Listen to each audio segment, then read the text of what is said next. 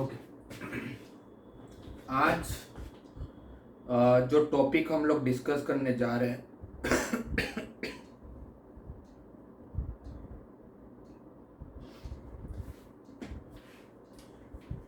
देखिए, आज जो हम लोग टॉपिक डिस्कस करने जा रहे हैं इसमें दो टॉपिक एक साथ चलेंगे। एक होगा आप लोगों का function, right. Function, in fact function आप लोग 11th जब से चालू हुआ तब से हर चीज तो फंक्शन है ना, पढ़ते ही आ रहे हो, राइट। थोड़ी थोड़ी चीजें आप लोग हर चैप्टर में कहीं ना कहीं पढ़ चुके हो। डोमेन क्या होता है, रेंज क्या होता है, को डोमेन क्या होता है, वो सारी चीजें आप लोगों को ऑलरेडी पता है। फाइन। ट्रिग्नोमेट्री के जितने भी पार्ट थे, like trigonometric ratios and identities, trigonometric equations, properties of triangle, Heights and distance, ये सारी बातें हम लोगों ने कहाँ कर ली थी? 11th क्लास में हम लोगों ने सारी चीजें डिस्कस कर लिया है, राइट। लास्ट में हम आप लोगों को रिवीजन असाइनमेंट भी दिया था जिससे आप लोगों को अच्छी तरह से रिवाइज हो जाए। तो उसमें एक पार्ट हमारा बाकी रह गया है, कौन सा था? इनवर्स ट्रिग्नोमेट्री, जो हम लोगों ने आप लोगों को 12th के सिलेबस में दिया हुआ है। तो ये मैं आज आप लोगों से डिस्कस करने जा रहा हूँ इनवर्स ट्रिग्नोमेट्री के बेसिक कंसेप्ट, क्योंकि अब कैसे कि आगे मोस्टली आप लोग 90% चीजें कैलकुलस पढ़ने वाले हो, डिफरेंशिएशन, इंटीग्रेशन, उनके एप्लीकेशंस। तो हर जगह पर आप लोगों को कहीं ना कहीं इनवर्स ट्रिग्नोमेट्री की जरूरत पड़ेगी। तो अगर अभी नहीं करेंगे तो हर चैप्टर में हमें कोई ना कोई टॉपिक छोड़ना पड़ेगा। भाई ट्रिग्नोमेट्री, इनवर्स ट्रिग्नोमेट्री नहीं आता तो इसको हम बाद में करेंगे।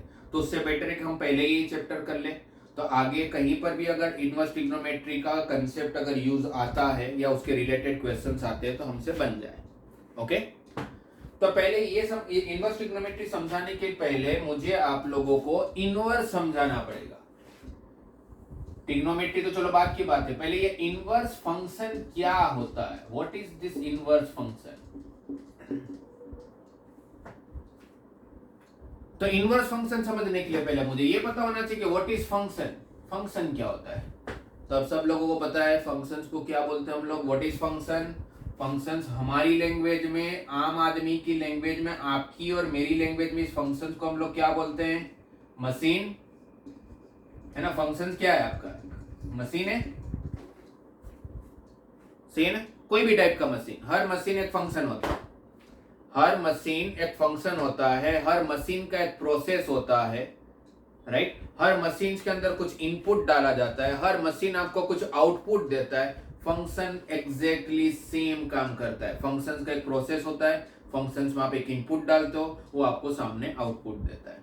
Correct, fine.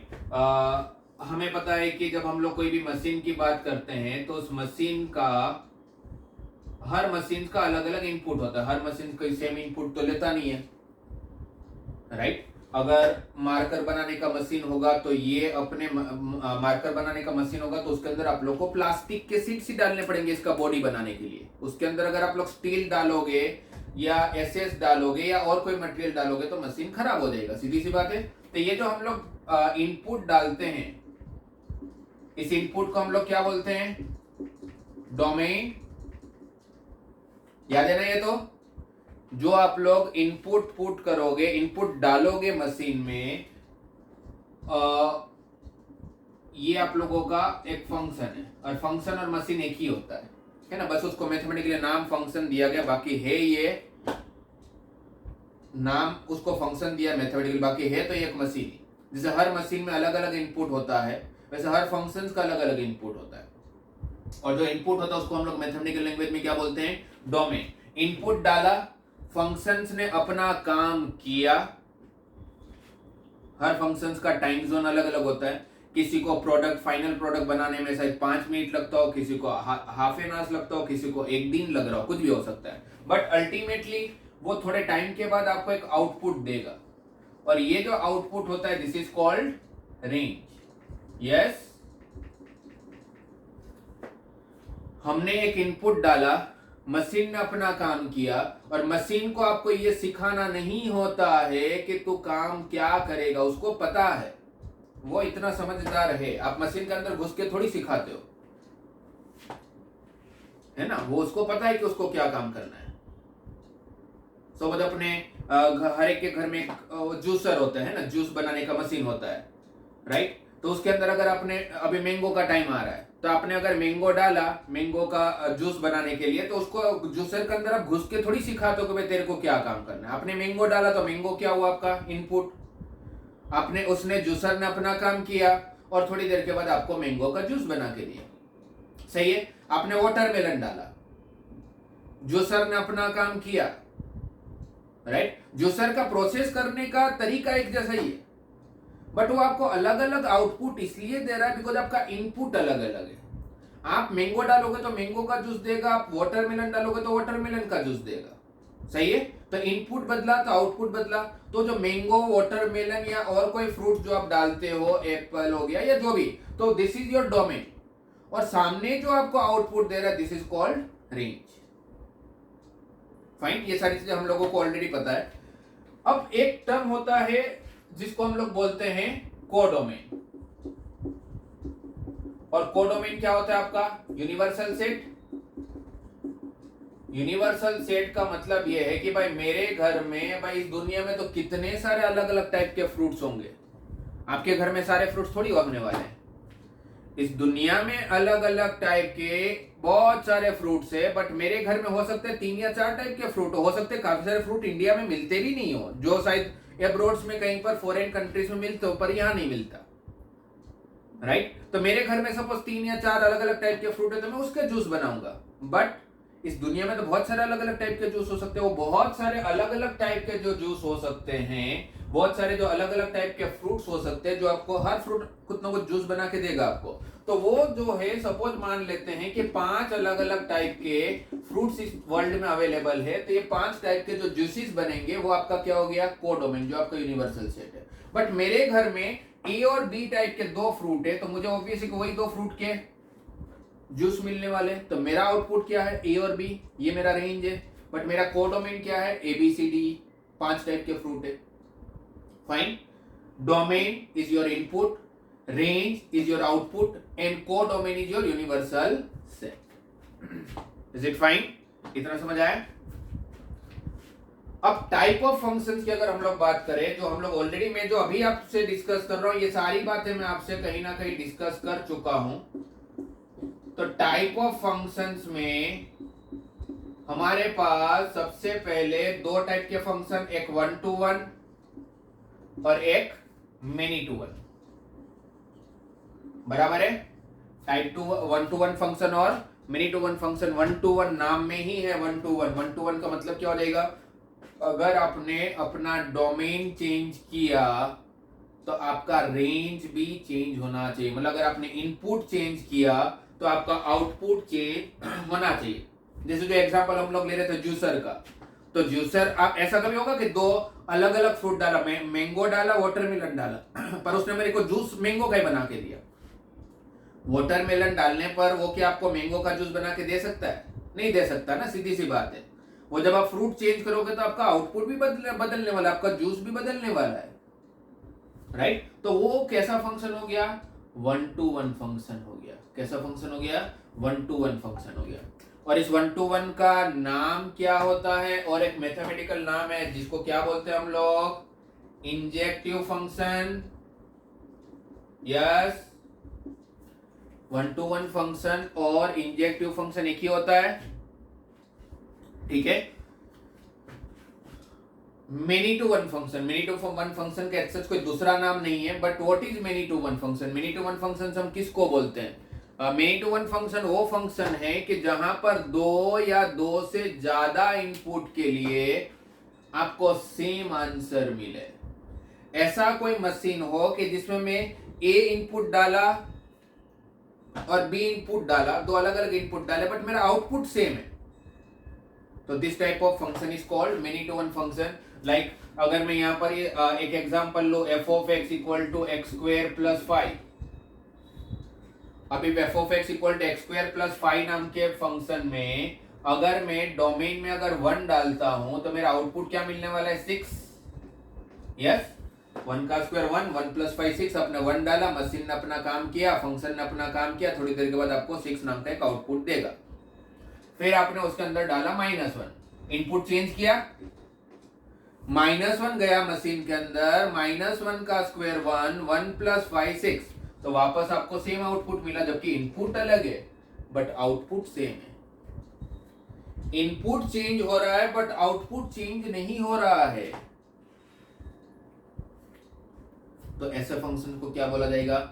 Many to one function. नाम में है many to one, many input one output, one input one output. और जैसे वन टू वन का मैथमेटिकल नाम होता है इंजेक्टिव फंक्शन, वैसे मेनी टू वन का सच कोई मैथमेटिकल नाम नहीं है, उसको मेनी टू वन फंक्शन ही बोला जाता है।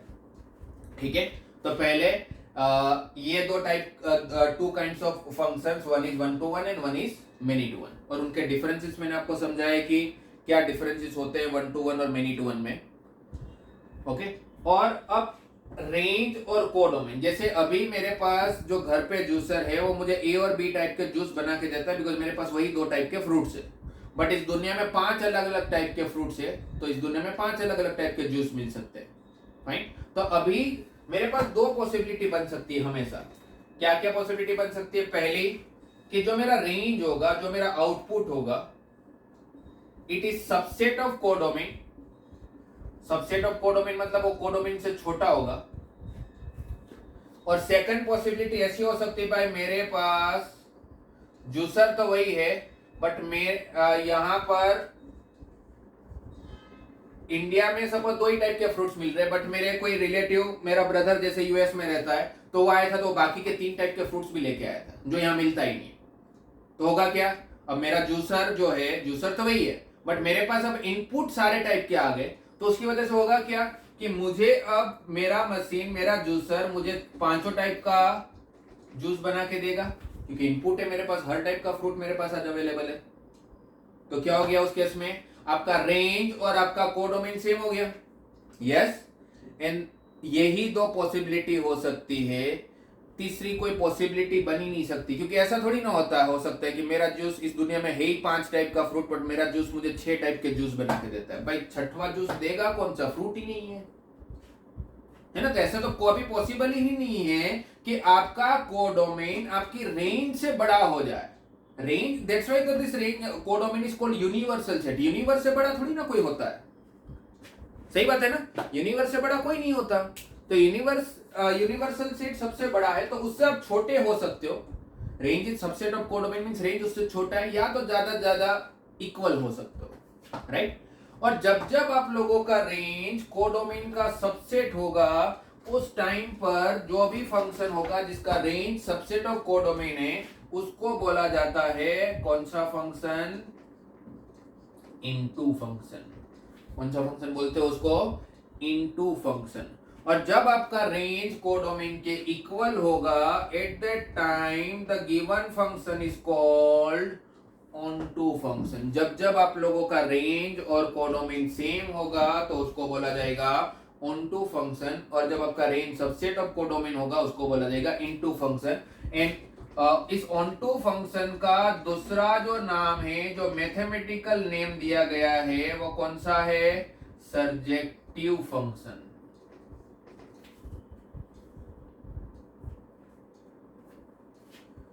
यस,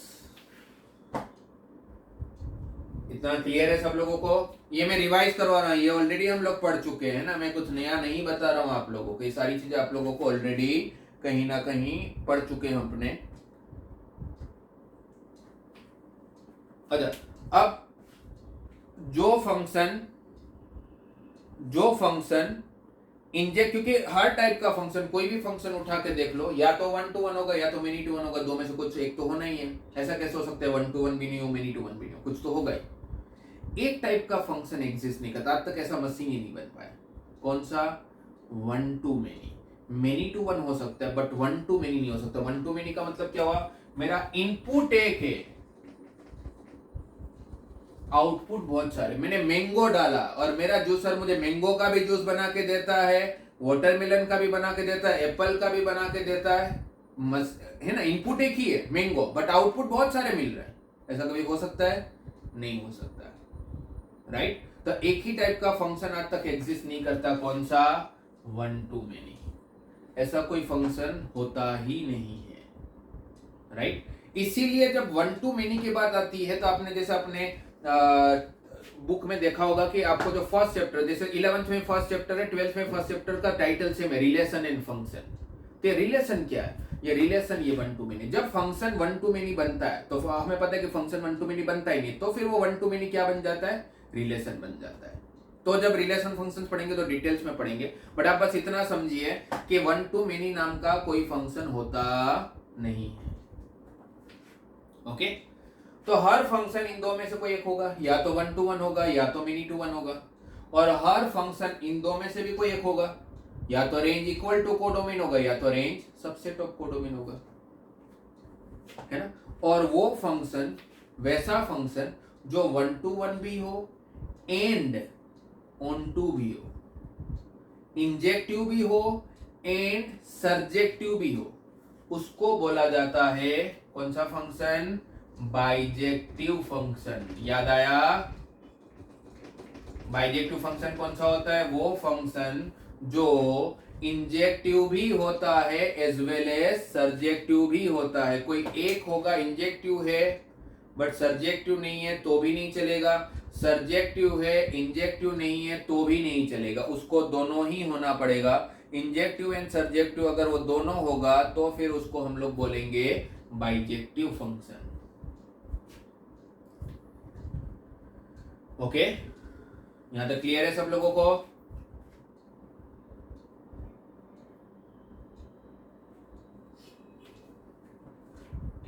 क्या पढ़ा, क्या समझ में आप लोग को कि जब हम लोग फंक्शंस की बात करते हैं तो हमारे पास टोटल चार्ट है, one to one many to one का एक ग्रुप है, उसमें से कुछ ना कुछ बनेगा, इनपुट इनटू वन टू का एक ग्रुप है, उसमें से कुछ ना कुछ बनेगा। और कौन से टाइप का फंक्शन नहीं होता? तो वन टू मेनी फंक्शन नहीं होता है, और जो फंक्शन इंजेक्टिव एंड सर्जेक्टिव दोनों होता है उसको हम लोग बोलते हैं बाइजेक्टिव फंक्शन। फाइन।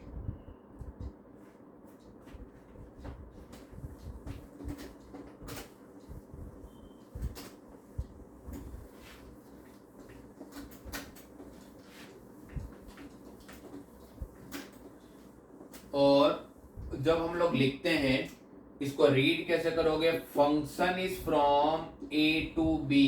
कैसे रीड करेंगे इसको? Function is from A to B. तो ये जो function is from A to B है, ये जो function is from A to B है, तो this A is called domain. ये जो ए होता है ये आपका डोमेन होता है, और बी जो होता है दिस इज योर कोडोमेन। ए जो है वो आपका डोमेन है, बी जो है वो आप लोगों का कोडोमेन। काफी बच्चों को एक बहुत बड़ा मिसकंफ्यूजन होता है,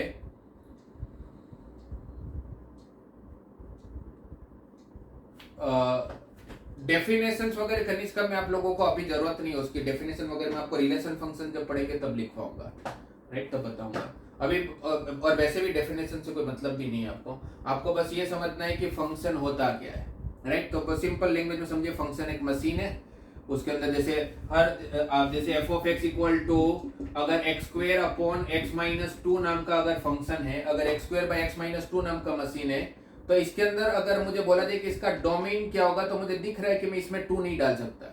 जैसे मार्कर बनाने के मशीन में आप लोग स्टील नहीं डाल सकते हो, एल्यूमिनियम नहीं डाल सकते, आप ऐसा कोई भी रॉ मटेरियल नहीं डाल सकते हो कि जो प्लास्टिक के रिलेटेड ना हो। Same x square by x minus two नाम के मशीन में आप लोग टू नहीं डाल सकते। जैसे ही टू डालोगे तो मशीन खराब हो जाएगा। क्यों? बिकॉज टू डालते ही इसका डिनोमिनेटर जीरो हो जाएगा, जैसे ही डिनोमिनेटर जीरो होगा वो अनडिफाइंड हो जाएगा। सही है, राइट, है ना। F of x equal to अगर मैं बोलूं log x, log नाम का एक मशीन है, अगर log x नाम के मशीन में आप सोचो आपने अगर -1 डाल दिया या 0 डाल दिया तो log x का मशीन खराब हो जाएगा, क्योंकि उसके log x को सिर्फ और सिर्फ पॉजिटिव वैल्यू ही समझ आता है। लॉगरिथम आप पढ़ चुके 11th में, तो आपको पता है कि x should be belongs to r plus only. तो आप वैसे मशीन में आप नेगेटिव वैल्यू या 0 नहीं डाल सकते, है ना। तो एक तरह से फंक्शन एक मशीन जैसे हर मशीन में अलग अलग इनपुट होता है डिपेंड अपॉन योर आउटपुट, तो वैसे हर फंक्शन में भी अलग अलग इनपुट होता है।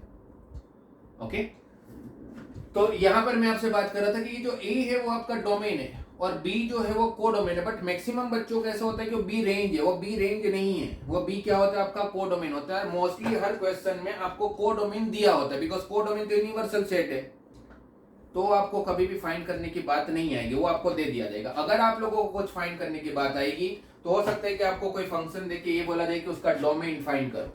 जैसे बोल सकते हैं इसका डोमेन क्या होगा, तो मैं बोलूंगा इसका डोमेन क्या होगा, all the real values except two. Two नहीं डाल सकता क्योंकि टू डालने जाऊंगा तो दिक्कत आ जाएगी। मुझे बोला जाए f of x is equal to root of x minus two plus log x. मुझे बोला जाए root of x minus two plus log x नाम का एक मशीन है, एक फंक्शन है, उसका डोमेन क्या होगा। तो क्या कंसेप्ट यूज करूंगा भाई, दो अलग अलग टाइप के फंक्शंस है, दो अलग अलग टाइप के मशीन है, उनको उन्होंने ज्वाइन कर दिया प्लस कनेक्टर यूज करके। भाई ऐसे ऐसे मशीन होते हैं ना जिसमें दो अलग अलग चीजों को उन्होंने ज्वाइन कर रखा है, रिवेट बोल्ट नट किसी से भी, तो ये वैसे ही ज्वाइन कर रखा है। बट जो इनपुट डालोगे वो जो इनपुट यहां जाएगा वही इनपुट यहां पर भी जाएगा। ऐसा तो है नहीं कि इसका इनपुट अलग और इसका इनपुट अलग। तो मुझे क्या करना पड़ेगा, दोनों को इंडिविजुअली चेक करना पड़ेगा। रूट की जब हम लोग बात करते तो रूट नाम के मशीन में, रूट नाम के फंक्शन में आप क्या नहीं कर सकते हो, तो मैं रूट के अंदर क्या नहीं डाल सकता, मैं ऐसी कोई वैल्यू नहीं डाल सकता जो नेगेटिव हो। करेक्ट, आप ऐसी कोई वैल्यू नहीं डाल सकते जो नेगेटिव हो। मतलब आपको पता ही है कि x माइनस टू को ग्रेटर देन इक्वल टू 0 होना ही पड़ेगा। आप x में जो चाहे वो रखो, कोई इश्यू नहीं, कोई टेंशन नहीं है। बट बस ये ध्यान में रखो कि x की ऐसी कोई वैल्यू मत रख लो कि जिसकी वजह से वो नेगेटिव हो जाए। x को 0 रखा तो वो खराब हो जाएगा, वो काम नहीं करेगा, है ना। 0 माइनस टू रूट को नेगेटिव समझ नहीं आता है, तो x माइनस टू को ग्रेटर देन इक्वल टू 0 होना पड़ेगा, तो x greater than equal to 2 हो गया। बट साइमल्टेनियसली आपको log x भी चेक करना चाहिए, और log का तो आपको पता ही है कि वो हमेशा पॉजिटिव होना चाहिए। तो साथ में मुझे ये पता चला कि x is greater than equal to 0। But जैसे मैं आपसे डिस्कस कर रहा था कि जो x आप यहां डालोगे वही x यहां डालोगे, तो आपका फाइनल आंसर कौन सा होगा, जो यहां का x का आंसर आया और जो यहां का x का आंसर आया उसकी कॉमन वैल्यूज। जैसे अगर आप यहां पर 1 डालोगे तो कोई प्रॉब्लम नहीं, बट वो 1 आप यहां नहीं डाल सकते हो क्योंकि नेगेटिव में चला जाएगा। तो हम क्या करेंगे, इन दोनों का इंटरसेक्शन लेंगे। एक आ रहा है 2 या 2 से बड़ी वैल्यू, सॉरी यहां पर 0 को इंक्लूड नहीं करना है क्योंकि लोग 0 भी तो एग्जिस्ट नहीं करता, और एक आ रहा है 0 से बड़ी वैल्यू। तो इन दोनों में कॉमन क्या है, ऐसी कौन सी वैल्यू है जो दोनों में कॉमन है। तो आपको दिख रहा है कि 2 से बड़ी वैल्यू है ना, आपको दिख रहा है कि 2 से बड़ी वैल्यू, तो दोनों का कॉमन पार्ट के हिसाब से इस फंक्शन का जो डोमेन होगा वो क्या बन जाएगा, 2 two infinite. Yes, greater than and equal to 2। ठीक है ना। तो इस तरह से हम लोग डोमेन करेंगे, और जैसे फंक्शंस भी हम लोग पढ़ने वाले इस बार डिटेल्स में, मतलब वैसे तो सब कुछ पढ़ चुका आप लोग, फंक्शन जब पढ़ना चालू करेंगे हम लोग तो सब कुछ पता होगा, बट आप लोगों को थोड़े लेवल के क्वेश्चंस दूंगा जिसमें आप लोगों को डोमेन, रेंज, ये सारी चीजें ढूंढनी होगी। ओके, तो डोमेन आपको समझ में आ गया। जैसे मैंने बोला कि को डोमेन आपको कभी भी दिया नहीं, पूछा नहीं जाएगा, आपको जो यूनिवर्सल सेट है तो क्वेश्चन में दिया होता है कि रियल नंबर आपका को डोमेन है, नेचुरल नंबर है, इंटीजर है, क्या है वो आपको ऑलरेडी गिवन होगा। और रेंज, तो रेंज क्या होता है, आपका सेट ऑफ आंसर्स। जैसे अगर कोई मुझे पूछे कि अगर एक जस्ट एग्जांपल ले कि f of x equal to x square minus 2 नाम का फंक्शन है, ओके, और मुझे पूछा जाता है कि यहां पर दिया हुआ है function is from r minus 2 to r। ध्यान दीजिएगा, फंक्शंस का रिलेशन फंक्शंस में क्या दिया हुआ है, r माइनस 2 टू r। तो ये r माइनस 2 क्या हो गया, उसका डोमेन, क्योंकि आप 2 पुट नहीं कर सकते हो, 2 पुट करने जाओगे तो डिनोमिनेटर 0 हो जाएगा, जो चलेगा नहीं, और टेंड्स टू r। तो ये r क्या दे रखा है आपको, कोडोमेन। r क्या दे रखा है हमें, कोडोमेन, और ये हमें क्या दे रखा है, डोमेन। यहां तक किसी को कोई डाउट, ये जो बात कर रहा हूं इसमें किसी को प्रॉब्लम आ रही है, समझ में आ रहा है सब लोगों को। वैसे समझ में आना भी चाहिए क्योंकि 11th की बातें कर रहे हैं। ओके, तो अब f of x equal to x square upon x minus 2 आया। अब मुझे ये पता करना है कि इसका रेंज क्या होगा। रेंज मतलब क्या होता है, सेट ऑफ आंसर्स। मैं अपने इनपुट चेंज करते जाऊंगा, जैसे मैंने 1 रखा और चेक किया भाई मेरा आंसर क्या है, फिर 1.1 रखा, फिर 1.2 रखा, 1.3 रखा, ऐसे तो इनफाइनाइट वैल्यूज है, कब तक रखोगे, है ना। हम खत्म हो जाएंगे, वैल्यूज तो खत्म नहीं होगी। हम खत्म हो जाएंगे, बट रियल नंबर थोड़ी खत्म होने वाला है। तो आप वैल्यूज पुट कर करके तो नहीं चेक कर सकते हो, तो बेवकूफी है, पॉसिबल ही नहीं है वो। तो हम कैसे इसका आउटपुट चेक करें कि इसका आंसर क्या क्या हो सकता है। जैसे सिर्फ अगर एक्स स्क्वायर दिया होता तो चलो मुझे पता है कि एक्स स्क्वायर है तो किसी का स्क्वायर कभी नेगेटिव नहीं हो सकता है, तो इसका जो रेंज होगा वो क्या बोलूंगा मैं, 0 टू इनफाइनिट। यस और नो? सही है। अगर मेरा फंक्शन एक्स स्क्वायर नाम का होता तो मेरा रेंज क्या हो जाता, 0 टू इनफाइनिट। अगर मेरा function f of x equal x square plus 5 नाम का होता तो मेरा रेंज क्या होता, 5 to infinite. Why 5 to infinite? क्योंकि एक्स स्क्वायर तो हमेशा 0 या 0 से बड़ा होगा। एक्स स्क्वायर तो हमेशा 0 या 0 से बड़ा होगा। अगर उसमें अगर आप 5 ऐड कर लोगे तो आपका आंसर तो 5 या 5 से बड़ा ही आने वाला है कि नहीं? सही है ना ये? जैसे कोई पूछे कि what is the range of sine x या what is range of cos x, तो आप सब लोगों को पता है साइन एक्स कॉस एक्स का रेंज क्या होता है, -1 से +1। क्यों? बिकॉज कहां से बना है, यूनिट सर्कल से बना है, तो आप ऑलरेडी अवेयर हो उसके लिए। बट अगर मैं यहां की बात करता हूं तो आप देखोगे तो यहां पर ऊपर एक्स स्क्वायर है, सिर्फ एक्स स्क्वायर होता तो कोई प्रॉब्लम नहीं है, बट एक्स स्क्वायर के नीचे एक्स -2 भी तो है। तो मैं ऐसे कैसे बोल सकता हूं ये हमेशा पॉजिटिव होगा? अगर आपने 1 डाल दिया तो ये तो नेगेटिव में चला जाएगा, तो ये तो कुछ भी हो सकता है। तो जब मेरे पास स्टार्ट करने के लिए, मेरे पास प्रोसीड करने के लिए कोई कंसेप्ट ना हो, जैसे एक्स स्क्वायर प्लस 5 है तो मेरे पास कंसेप्ट है कि x square greater than equal to 0, +5 add कर लिया तो मेरा आंसर आ गया ग्रेटर देन इक्वल टू 5। मुझे कोई बोले what is range of 2 sin x + 3, तो मुझे कोई टेंशन नहीं है। क्यों टेंशन नहीं है? क्योंकि मुझे sin x का रेंज पता है। क्योंकि मुझे sin x का रेंज पता है कि it is always between -1 to +1। It means if you multiplied by 2 on both side, on both side, तो आपका रेंज क्या हो जाएगा, -2 टू +2। और उसमें अगर आप +3 ऐड कर लेते हो तो 2 sin x + 3 का आंसर हमें पता चल रहा है 1 से लेके 5 तक जाएगा। तो मेरा रेंज क्या हो गया, 1 to 5। तो वो आपने डायरेक्टली इसलिए फाइंड कर पाया because you already aware about the range of sin x। आपको sin x की रेंज पहले से पता थी, आपको x स्क्वायर की रेंज पहले से पता थी। इसमें आपको x स्क्वायर पता है बट आपको x स्क्वायर बाय x -2 नहीं पता है। तो फिर ऐसे फंक्शंस का रेंज कैसे निकाले? तो ऐसे फंक्शंस का रेंज निकालने का सबसे इजी तरीका मैं आपको बताता हूं। बहुत सारे तरीके हैं बट मुझे लगता है सबसे इजीएस्ट वे ये है कि मान लो कि इसका जो आंसर है वो y के इक्वल है। क्या कर लेते हैं, इसके आंसर को क्या कर लेते हैं, y लेट कर लेते हैं कि भाई इसका आंसर y के इक्वल है ना। अगर इसका आंसर को मैंने y कंसीडर कर लिया, जैसे एक बहुत सिंपल सा कंसेप्ट समझिए, जब मुझे डोमेन फाइंड करना है, domain means what, your input, मतलब x, तो हमारा पूरा फंक्शन किसके टर्म में होता है, x के टर्म में होता है। अब मुझे ये पता करना है इसका रेंज क्या है, और मैंने आंसर को क्या लिया है, y लिया। अब मुझे y पता करना है, तो फिर मेरा पूरा फंक्शन किसके टर्म में होना चाहिए, y के टर्म में होना चाहिए। जब मैं डोमेन फाइंड करता हूं तो मेरा पूरा फंक्शन x के टर्म में होना चाहिए। जब मैं y रेंज फाइंड करूंगा तो फिर मेरा पूरा फंक्शन y के टर्म में होना चाहिए। इट मींस मुझे जैसे यहाँ पर y को सब्जेक्ट बनाया हुआ है कि y इक्वल टू समथिंग, अब मुझे वैसे ही करना पड़ेगा x इक्वल टू समथिंग। तो कैसे करूंगा, इसको क्रॉस मल्टीप्लाई करता हूं तो x square equal to xy minus 2y, x square is equal to xy minus 2y। ये सबको इस तरफ शिफ्ट किया जाए तो x square minus xy plus 2y equal to 0। देखा जाए तो क्वाड्रेटिक इक्वेशन है ना। और अगर ये क्वाड्रेटिक इक्वेशन है तो क्वाड्रेटिक इक्वेशन को सॉल्यूशन कैसे फाइंड करते हैं, x equal to -b plus और minus b square minus 4ac divided by 2a। ऐसे होता है, यस और नो।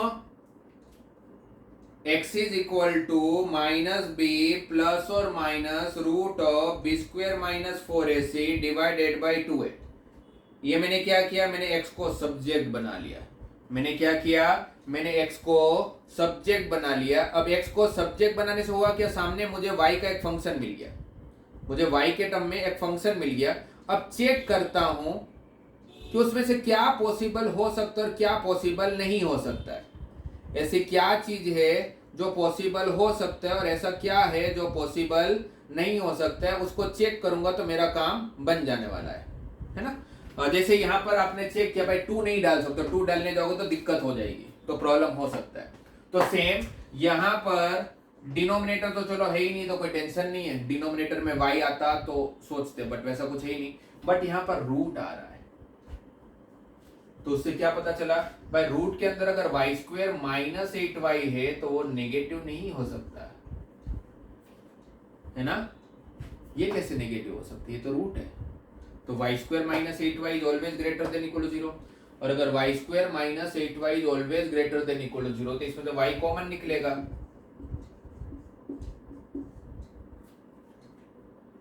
सही है। और y into y minus 8 is greater than equal to 0, तो फिर तो आपको वेविकर मेथड इनइक्वालिटी तो आप इतनी बार कर चुके हो कि नींद में से भी आता होगा आपको करना। 2 फैक्टर आ गए, एक 0 और एक 8 से बड़ी वैल्यू रखा तो ये भी पॉजिटिव ये भी पॉजिटिव, तो ये प्लस ये माइनस ये प्लस। हमें क्या चाहिए, हमें चाहिए greater than equal to 0। It means ये प्लस वाला मेरा आंसर होगा या तो ये 0 से छोटा वाला मेरा आंसर होगा, है ना। सही है,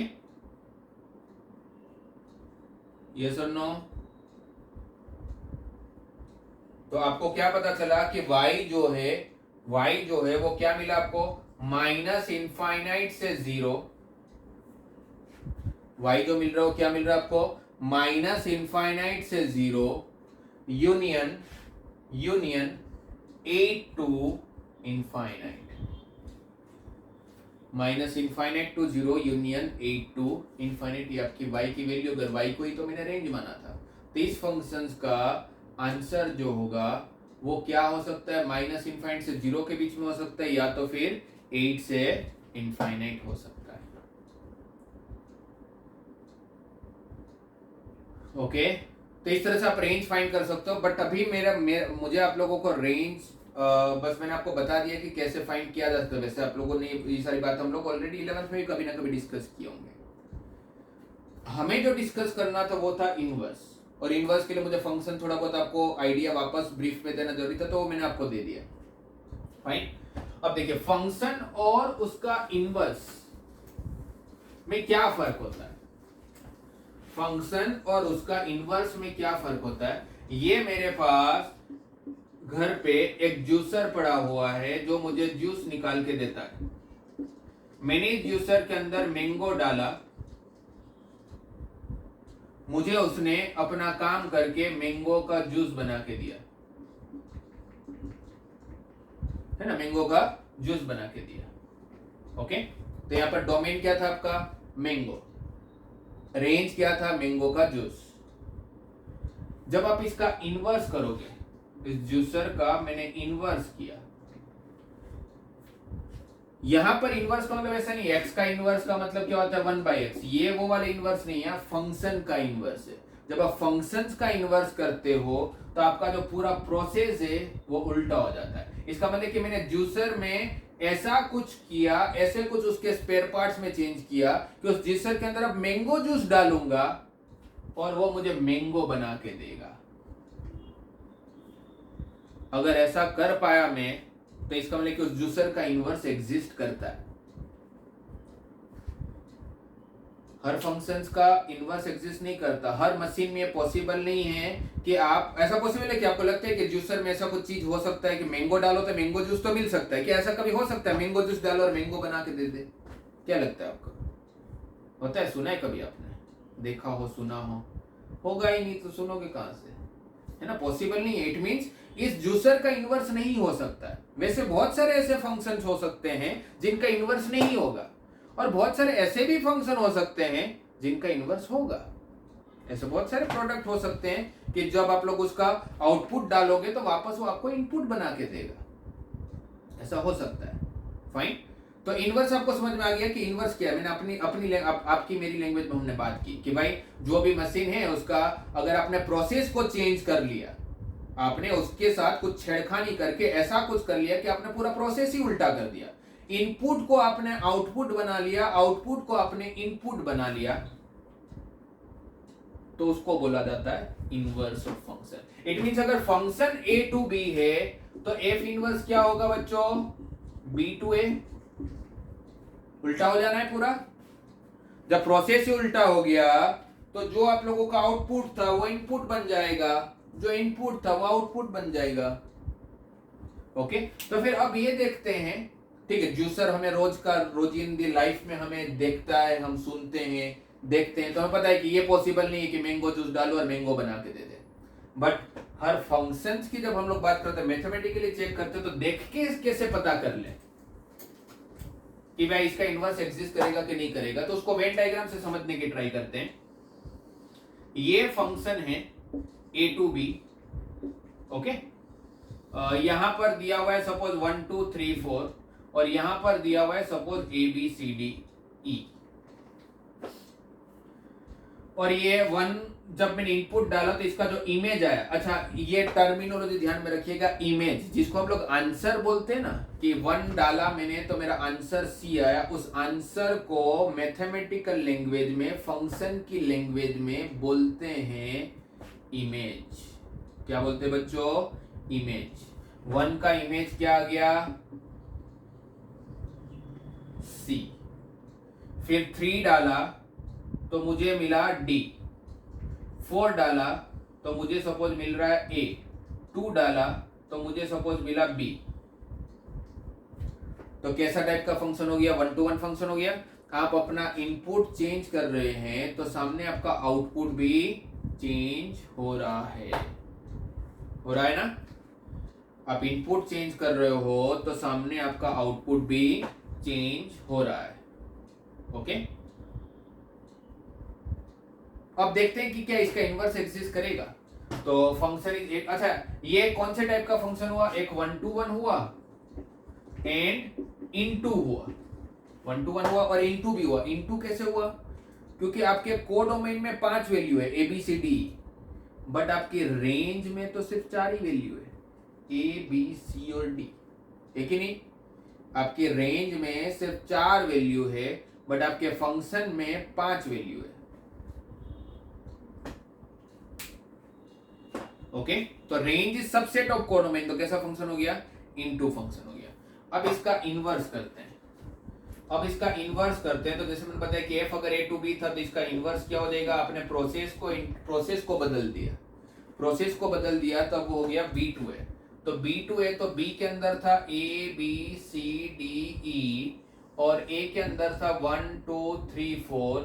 a का आंसर, अच्छा जैसे 1 का इमेज c है ना, c का प्री इमेज 1 है, क्या बोलते हैं इसको, 1 का इमेज 1 के आंसर को c बोल रहे हैं और आंसर को इमेज बोलते हैं, तो c का 1 जो है उसको क्या बोलते हैं, प्री इमेज। जैसे आप लोग अपनी टेक्स्ट बुक में पढ़ोगे तो आपको ऐसा ऑन टू फंक्शंस की ऐसी डेफिनेशन दिया जाएगा कि आपके कोडोमेन में एक भी ऐसी वैल्यू नहीं होना चाहिए, आपके कोडोमेन में एक भी ऐसी वैल्यू नहीं होना चाहिए जिसका प्री इमेज ना हो। जैसे ये इनटू है, क्यों इनटू है, बिकॉज ई का प्री इमेज ही नहीं है, ई का प्री इमेज है ही नहीं। इसलिए ऑन टू फंक्शंस की डेफिनेशन क्या बोला जाता है कि आपके कोडोमेन में होने वाली हर वैल्यू का प्री इमेज होना चाहिए। सपोज ये ई नहीं होता तो ये फंक्शन कौन सा हो जाता, ऑन टू, क्योंकि रेंज और कोडोमेन सेम हो गए। बट अगर ये ई है तो मतलब इसका प्री इमेज नहीं है, that's why this function is called into function. ठीक है, तो इमेज और प्री इमेज वर्ड ध्यान में रखिएगा। तो यहां पर a का प्री इमेज क्या था 4, b का क्या था 2, c का क्या था 1, d का क्या था 3,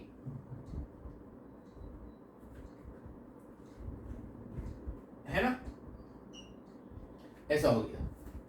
क्या ये एग्जिस्ट करता है, क्या ये फंक्शन, अगर इसको फंक्शंस की तरह ट्रीट करें तो क्या एग्जिस्ट करेगा, तो ऑब्वियसली नहीं करेगा।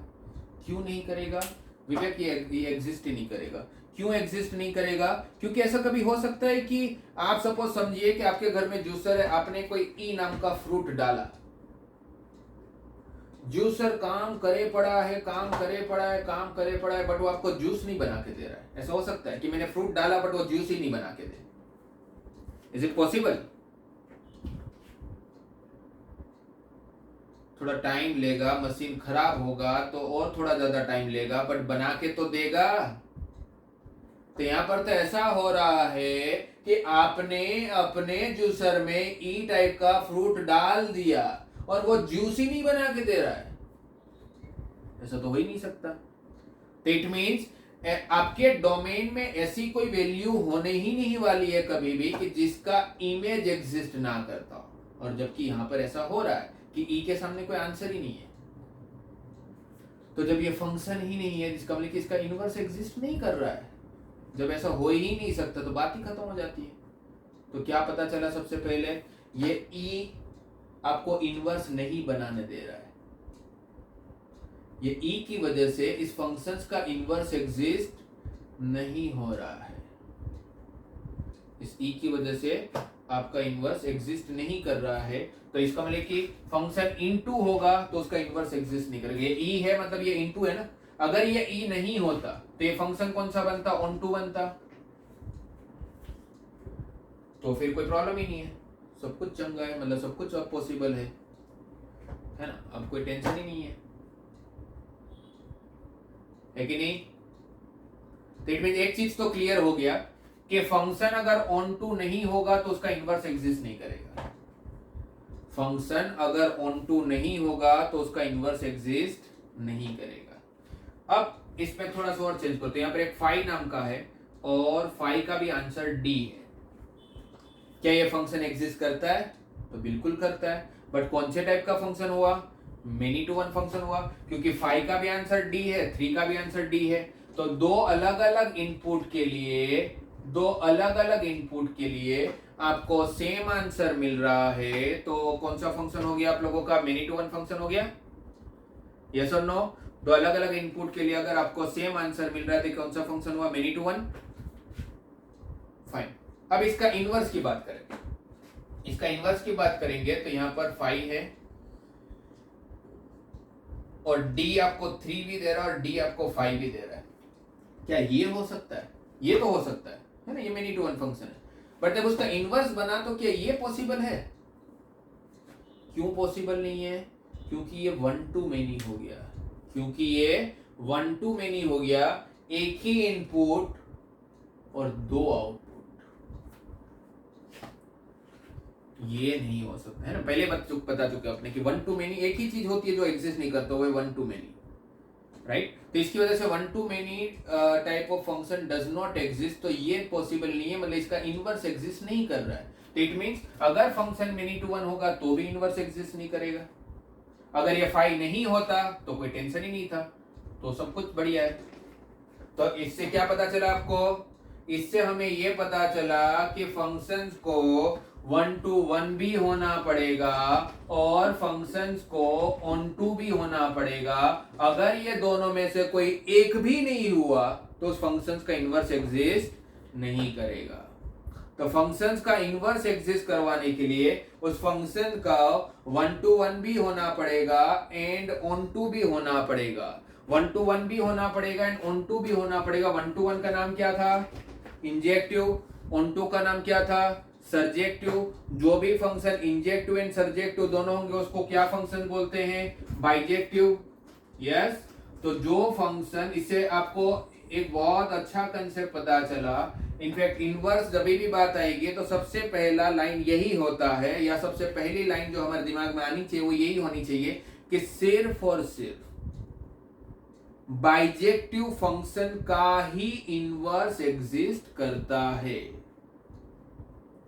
कौन से फंक्शंस का इनवर्स एग्जिस्ट करता है?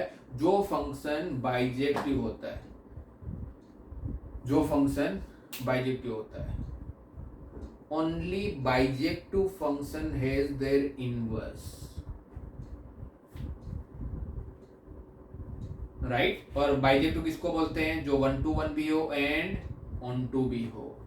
जो 1 to 1 भी हो एंड ऑन टू भी हो उसको हम लोग बोलते हैं बाइजेक्टिव फंक्शन। इसलिए जब भी हमें किसी भी फंक्शंस का इनवर्स ढूंढने की बात आएगी, आपको फंक्शन दे दिया होगा, आपको बोला देगा कि इसका इनवर्स ढूंढ के दो, तो उस टाइम पर आपको जो सबसे पहला काम करना है वो ये चेक करना है कि जिसका इनवर्स ढूंढने के लिए पूछा गया है क्या वो फंक्शन इन्वर्टिबल है। इन्वर्टिबल मतलब ये वर्ड आप सुनते हो इन्वर्टिबल, तो इन्वर्टिबल मतलब जिसका इनवर्स निकलता है, जिसका इनवर्स एग्जिस्ट करता है उसको बोलते हैं इन्वर्टिबल फंक्शन। तो हमें सबसे पहले ये चेक करना पड़ेगा कि जो फंक्शन गिवन है वो इन्वर्टिबल है कि नहीं। वो कैसे चेक करोगे इन्वर्टिबल है कि नहीं? तो आप ये चेक करेंगे कि जो फंक्शन दिया हुआ है वो बाइजेक्टिव है कि नहीं। और बाइजेक्टिव कैसे चेक करेंगे? तो हम ये चेक करेंगे कि given function 1 to 1 and onto दोनों है कि नहीं।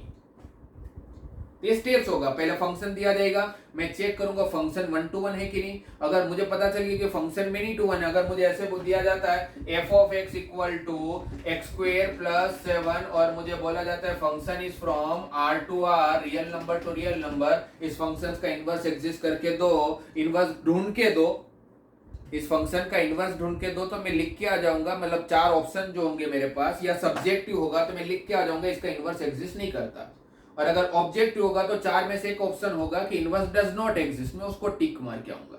क्यों? क्योंकि ये तो फंक्शन मेनी टू 1 है, देख के पता चल रहा है 1 डालूंगा तो भी 8 आंसर देगा, -1 डालूंगा तो भी 8 आंसर देगा, तो कैसा फंक्शन हुआ? मेनी टू 1, तो बात ही खत्म हो गई। बट अगर वही x प्लस 7 होता तो ये 1 to 1 है, क्योंकि आप देखो कोई भी 2 इनपुट डालो कभी आंसर सेम नहीं आएगा। आप जैसे ही अपना इनपुट चेंज करोगे, आप जैसे ही आपका इनपुट चेंज करोगे तो आपका आउटपुट चेंज होगा। दिख रहा है सब लोगों को? इनपुट चेंज करने पर आपका आउटपुट चेंज होते हुए दिख रहा है। एक्स जैसे ही चेंज होगा आपका आंसर भी चेंज होने वाला है। यस, तो ये 1 to 1 तो बना, चलो ठीक है। तो फिर मैं नेक्स्ट स्टेप क्या देखूंगा? ऑन टू है कि नहीं। Now what is condition for onto function? अब ये भी समझने की ट्राई करते हैं ऑन टू फंक्शन होता क्या है। तो क्या कंडीशन थी ऑन टू फंक्शन की? The function in which range is equal to codomain. Range किसके इक्वल होना चाहिए? कोडोमेन के इक्वल होना चाहिए। तो कोडोमेन तो दिया होगा, वो तो हमेशा दिया होगा, हर क्वेश्चन में दिया होगा। तो सिर्फ आपको क्या चेक करना है? रेंज। क्या होगा इसका रेंज? ये तो बहुत सिंपल फंक्शन, ऐसे ही देख के पता चल रहा है इसका आंसर क्या हो सकता है। x प्लस 7 का आंसर क्या होगा? इसमें अगर आप लोग -10 डालोगे तो आपको नेगेटिव में भी आंसर देगा, -√2 डालोगे तो इरेशनल नंबर भी देगा, +√2 डालोगे तो पॉजिटिव इरेशनल देगा, ये तो हर वैल्यू देगा। इसका जो रेंज होगा वो क्या हो जाने वाला है? -∞ से +∞, है कि नहीं? सब कुछ दे सकता है, कोई टेंशन ही नहीं है। तो इसका मतलब क्या होगा कि उसका रेंज जो है, अगर वो -∞ to ∞ है, अगर इसका रेंज -∞ to ∞ है, -∞ to +∞ का मतलब ही रियल नंबर हो गया ना, और कोडोमेन भी वही है, तो रेंज इक्वल टू कोडोमेन हुआ, और रेंज इक्वल टू कोडोमेन हुआ तो ये फंक्शन आपका ऑन टू हुआ। और अगर ये फंक्शन ऑन टू हुआ मतलब ये फंक्शन 1 to 1 भी है एंड ऑन टू भी है, दोनों हो गया, मतलब फंक्शन बाइजेक्टिव हो गया, और बाइजेक्टिव हो गया तो उसका इनवर्स एग्जिस्ट करेगा। तो मैं लिख के आऊंगा कि भाई इसका इनवर्स एग्जिस्ट करता है। अगर यही पूछा होता कि इसका इनवर्स एग्जिस्ट करेगा कि नहीं करेगा, तो मैं बोलूंगा करेगा, क्योंकि मुझे पता चल चुका है कि ये फंक्शन 1 to 1 भी है एंड ऑन टू भी है। फिर नेक्स्ट स्टेप ये हो सकता है कि आपको पूछे कि इनवर्स एग्जिस्ट करता है कि ना, आपने बोला करता है, तो बोलेंगे ढूंढ के दो, तो बोलेंगे ढूंढ के दो। तो इनवर्स ढूंढना बहुत सिंपल है, इनवर्स ढूंढना बहुत ही सिंपल होता है। ये पता करना थोड़ा डिफिकल्ट हो सकता है कि उसका इनवर्स एग्जिस्ट करता है कि नहीं करता है, क्योंकि 1 to 1 है कि नहीं वो भी चेक करना। भी तो बहुत सिंपल क्वेश्चन दिया है, फिर जब फंक्शन पढ़ेंगे डिटेल्स में तो थोड़े अच्छे लेवल के क्वेश्चन भी देखेंगे। तो यहाँ पर ये मुश्किल हो सकता है पता करना कि इसका इनवर्स एग्जिस्ट करता है कि नहीं करता है, फंक्शन बाइजेक्टिव है कि नहीं। बट अगर वो आपने पता कर लिया कि है बाइजेक्टिव, तो उसका इनवर्स ढूंढना सिंपल है। आपने f of x को हमने आंसर y ले लेते हैं, है ना, लेट कर लेते हैं कि इसका आंसर y है। ये f of x equal to y एक ऐसे इक्वेट करते हैं, एक x प्लस 7 इक्वल टू y इक्वेट करते हैं। तो यहाँ पर x की वैल्यू कितनी हुई? y minus 7। यहां पर x कितना होगा? f inverse of y। अच्छा, ये तो सब लोगों को पता है नहीं कि फंक्शन जब दूसरी तरफ जाता है तो क्या होके जाता है? इनवर्स जैसे साइन एक्स है तो साइन को जब आप दूसरी तरफ ले जाओगे तो साइन इनवर्स लिखते हो ना आप लोग, है ना। तो ये फंक्शन है, फंक्शन दूसरी तरफ जाएंगे तो क्या लिखेंगे आप उसको, एफ इनवर्स। तो दोनों के एक्स को अगर हम लोग इक्वेट करें, ये दोनों एक्स एक ही तो है, यही तो एक्स है दोनों, है ना। तो दोनों के एक्स को अगर आप इक्वेट करोगे तो आपको क्या पता चला, f inverse y is equal to y minus 7। मैंने क्या किया, दोनों के एक्स को इक्वेट कर लिया, दोनों के डोमेन को इक्वेट कर लिया, x equal to f inverse y, x equal to y minus 7। तो मुझे क्या मिला, f inverse y equal to y minus 7। But आपको तो एफ इनवर्स एक्स चाहिए, तो क्या फर्क पड़ता है, वाई था तो यहाँ पर वाई के टर्म्स में, एक्स रखोगे तो एक्स के टर्म में आ जाएगा। तो ये आपको इस फंक्शन का इनवर्स निकल गया, f of x equal to x plus 7 का जो इनवर्स है वो किसके बराबर है, एक्स माइनस 7 के बराबर है। ये इनवर्स ढूंढना पता चला, बहुत सिंपल है। क्या करोगे, जो भी फंक्शन है उसको किसके साथ इक्वेट कर लेना, वाई के साथ, कोई भी फंक्शन हो कोई फर्क नहीं पड़ता। ये वाई के साथ इक्वेट होगा तो एक्स हमेशा एफ इनवर्स वाई हो जाएगा, यहाँ पर एक्स को सब्जेक्ट बना लेना, दोनों एक्स को इक्वेट कर लेना, तो आपको एफ इनवर्स वाई पता चल जाएगा। और वाई को एक्स रखोगे तो एफ इनवर्स एक्स पता चल जाएगा। और एक बार वेरीफाई भी कर लेते भाई जो मेरा इनवर्स है वो सही है कि नहीं। तो आपको पता है कि जब आप किसी फंक्शंस का इनवर्स ढूंढते हो तो क्या फर्क पड़ता है, प्रोसेस उल्टा होता है। प्रोसेस उल्टा होता है मतलब रेंज डोमेन बनता है, रेंज डोमेन बनता है, डोमेन रेंज बनता है। चेक करते हैं, इसमें अगर आप 1 डालोगे तो आपका आंसर कितना आ रहा है, 1 डालने पर मेरा आंसर 8 आ रहा है। तो इसका इनवर्स सही कब माना जाएगा, कि अगर आप 8 डालो तो आपका आंसर 1 आना चाहिए, है ना।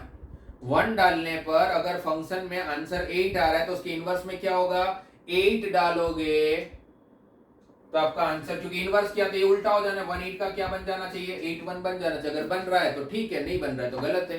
8 पुट करके देखते हैं, 8 माइनस 7 1 सही है। ये इस फंक्शन का इनवर्स हो गया। इतना आया समझ में।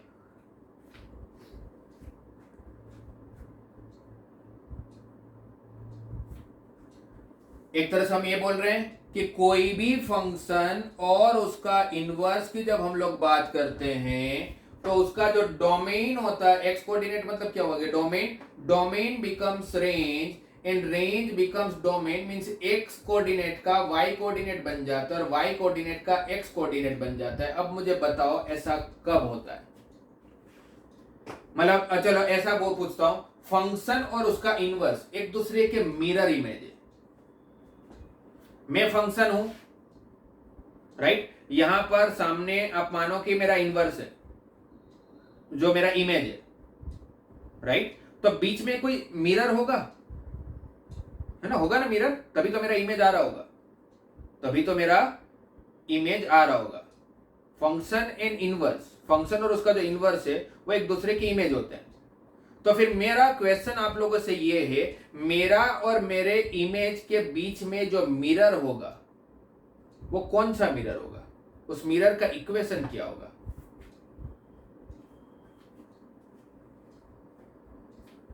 कोई भी फंक्शन और उसके इनवर्स अगर एक दूसरे की इमेज है तो बीच में कोई ना कोई मिरर होगा, तभी तो इमेज आ रहा है, इमेज तभी तो मिल रहा है। तो वो मिरर कौन है,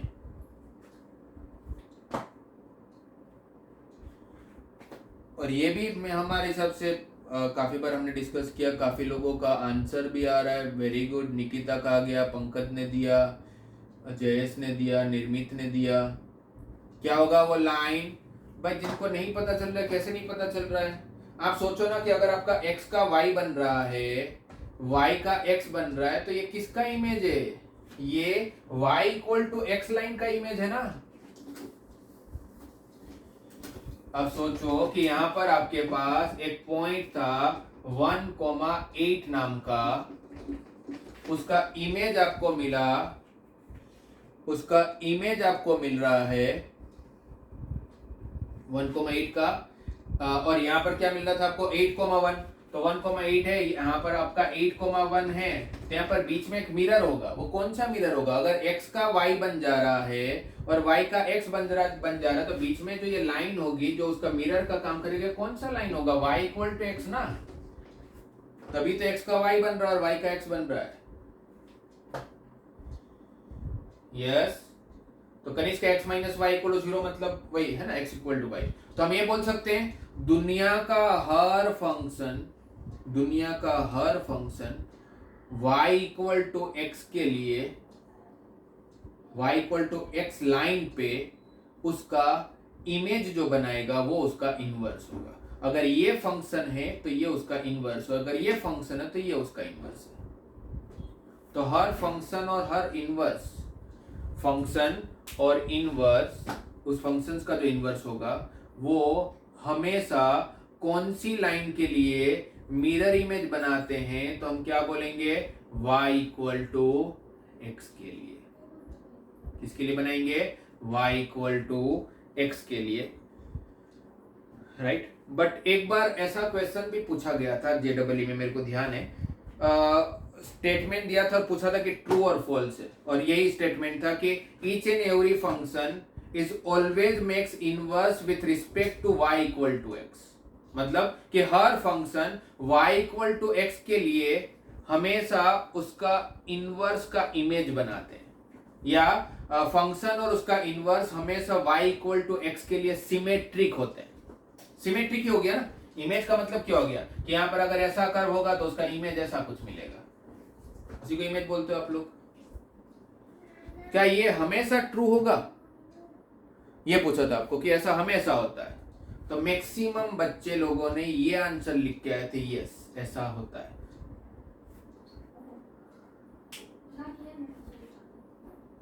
नहीं कनिष्क का ये तो ऑब्वियसली कि उस क्वेश्चन में दिया था कि अगर ये बात हो रही है तो ऑब्वियसली कि उसी फंक्शंस की बात हो रही है जिसका इनवर्स एग्जिस्ट करता है।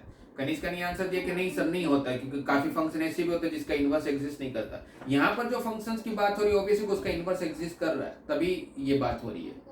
फंक्शंस के इनवर्स तो एग्जिस्ट कर रहा है, बट क्या फिर भी ऐसा होता है कि वो हमेशा y इक्वल टू एक्स के लिए मिरर इमेज बनाता है? कंसेप्ट से तो ऐसा ही लग रहा है, हाँ ऐसा होना चाहिए, बट ऐसा हमेशा नहीं होता है। ऐसा कब नहीं होता है, तो ऐसा तब नहीं होता है, एक्सेप्शनल केसेस ऐसे बन सकते हैं, लाइक जैसे अगर ऐसा कोई फंक्शन आए कि जिसका इनवर्स वो खुद ही हो। जैसे फंक्शन कोई एग्जांपल मेरे को सोचने दो, सपोज दिया हुआ f of x equal to 1 by x, function is from r minus 0 to r minus 0। Function दिया हुआ f of x equal to 1 by x, domain दे दिया r माइनस 0, रेंज भी दे दिया r माइनस 0। तो इसका डोमेन आपको दिख रहा है कि आप 0 नहीं पुट कर सकते हो, ठीक है। इसका रेंज पता करने के लिए हम लोग 1 बाई एक्स को अगर y के साथ इक्वेट करते हैं, जैसे मैंने बताया था कि भाई आपको y के साथ इक्वेट कर लो, तो x क्या हो जाएगा, क्रॉस मल्टीप्लाई करोगे तो 1 बाई वाई। तो आपको दिख रहा है कि y क्या नहीं हो सकता, 0 नहीं हो सकता है ना, y क्या नहीं हो सकता, 0 नहीं हो सकता। तो इसका रेंज क्या आया, r माइनस 0, और कोडोमेन भी क्या है, r माइनस 0। तो रेंज और कोडोमेन सेम हो गए, तो ये तो कंफर्म हो गया कि इसका इनवर्स एग्जिस्ट करता है। यस और नो, समझ आया इतना बच्चों जो मैंने बोला हुआ अभी तक कि आपका रेंज और कोडोमेन इक्वल हो गए तो फंक्शन ऑन टू है, और डोमेन चेंज करोगे तो आउटपुट चेंज होना ही था, दिख ही रहा है। तो 1 to 1 भी है, ऑन टू भी है, तो इसका इनवर्स तो एग्जिस्ट करता है। और इनवर्स कैसे एग्जिस्ट, कैसे सिखाया मैंने अभी आपको, इक्वल टू वाई लिया, f of x equal to y and 1 by x equal to y, दोनों के x को इक्वेट करूंगा तो यहाँ पर x आएगा f इनवर्स y, यहाँ पर x आएगा 1 बाई वाई। दोनों के x को अगर कंपेयर कर लिया जाए तो f inverse y equal to 1 by y, और ये f इनवर्स y है। अगर मैं f इनवर्स x निकालूंगा तो y की जगह पर x रखोगे, तो आप देख रहे हो क्या हो रहा है कि जो फंक्शन है उसी का इनवर्स वही आ रहा है, उसका इनवर्स वही आ रहा है। f of x is equal to 1 by x था, तो f इनवर्स x भी वही आया, इक्वल टू 1 बाई एक्स, है ना। और इसको आप क्रॉस मल्टीप्लाई करोगे तो ये कौन सा ग्राफ है, इसको पता चल रहा है, f of x equal to 1 by x equal to y है, तो मतलब ये कौन सा ग्राफ हुआ, xy इक्वल टू 1। कोई बताएगा ये किसका ग्राफ है, पढ़ चुके आप लोग 11th में। xy इक्वल टू 1 ये क्या है,